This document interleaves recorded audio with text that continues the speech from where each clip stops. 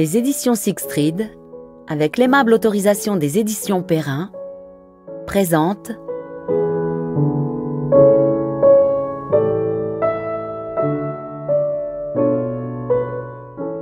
Victor Hugo, tome 1, d'Alain Decaux, lu par Éric Herson-Macarel.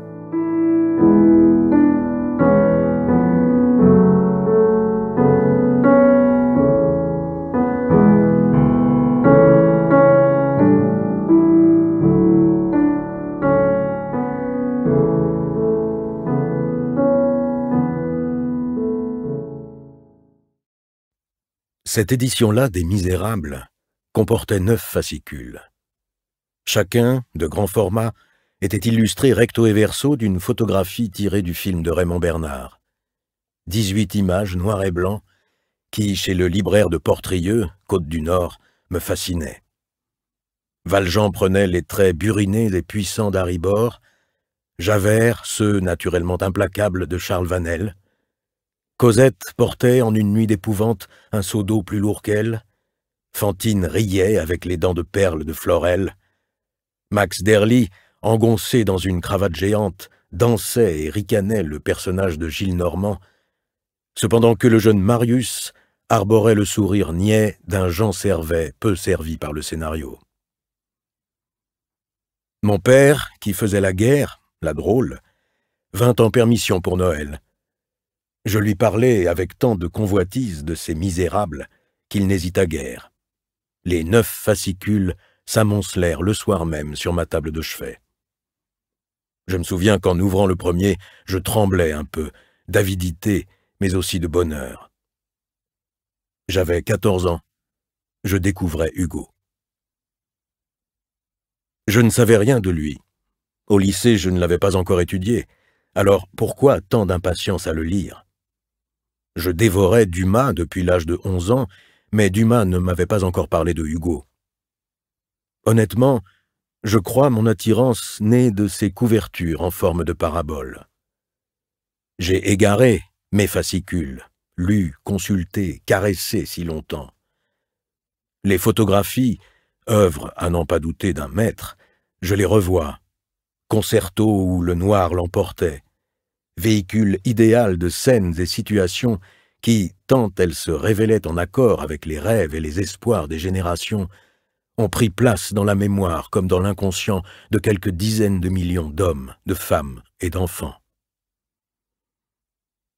De cette lecture, poursuivie sans relâche ni répit, jusqu'à cette mort de Valjean qui me valut tant de larmes, je suis sorti anéanti, éperdu, brisé. Je ne savais pas que je venais de rencontrer le plus grand roman de la langue française, mais je sentais que j'avais traversé quelque chose d'immense. Je n'ai pas quitté Hugo depuis ce Noël de 1939. Notre exil de guerre se poursuivit pendant 18 mois. Il existait devant la plage de Saint-Quay-Portrieux une baraque en planches au fronton de laquelle on lisait « Bibliothèque paroissiale ». Tout l'œuvre romanesque de Hugo s'y trouvait, classé au catalogue dans une catégorie que mon âge rendait hélas inaccessible. Pour ces Bretons catholiques, Hugo restait inquiétant. Sans doute ne se trompait-il pas. Une lettre de ma mère fut le sésame qui m'ouvrit le paradis. De Bugjargal à L'homme qui rit, j'ai tout lu, tout. Quand je fus venu à bout de l'océan, il me resta Victor Hugo raconté par un témoin de sa vie. Après l'œuvre, juste après, je découvrais l'homme. Je le croyais, du moins. Connaître mieux Hugo, ou plutôt le connaître, tel fut le propos de ma vie entière. Aller plus loin que le témoin, voir à son encontre, plus loin que la légende du poète de la République, de la barbe blanche et de l'art d'être grand-père. Répudier Épinal, retrouver le quotidien au-delà du génie. Admettre la sincérité du révolutionnaire et le comprendre bourgeois. Croire à sa générosité totale et constater son amour de l'argent. Le voir vivre en leur absolu ses passions amoureuses et asservir la meilleure des amantes. J'ai lu les lettres où il se met à nu, celles des hommes qui l'accompagnèrent, des femmes qui l'aimèrent. Je l'ai suivi dans Choses vues et l'ai découvert prodigieux journaliste. Je l'ai retrouvé dans les assemblées, les admiré chantre de la seule vraie cause, celle de l'homme, polémiste féroce pour foudroyer les intérêts ou écraser les égoïsmes. J'ai lu les travaux innombrables d'innombrables érudits. J'ai salué la réussite incomparable d'une tentative a priori impossible, l'édition chronologique par Jean Massin des œuvres complètes de Hugo.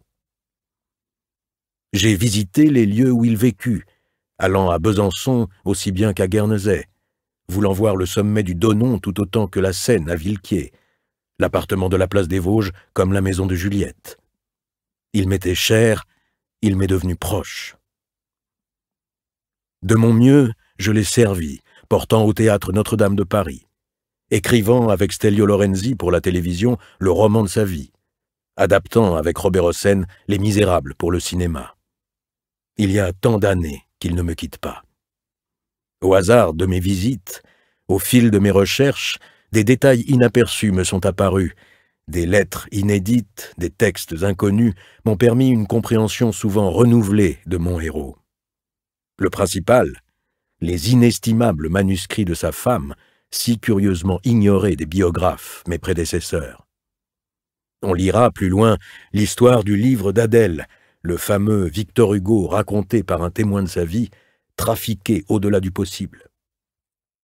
La consultation des manuscrits, indemne de toute censure, permet d'accéder au témoignage brut, dans sa sincérité et dans son authenticité.